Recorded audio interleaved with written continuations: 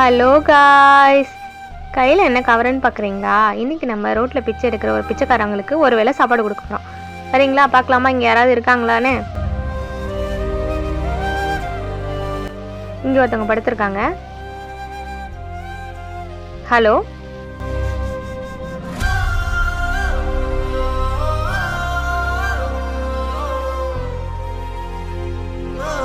இந்தாங்க பிடிங்க, சாப்பிடுங்க. ரொம்ப நன்றிங்க. கொடுத்துட்டோம், பாய்.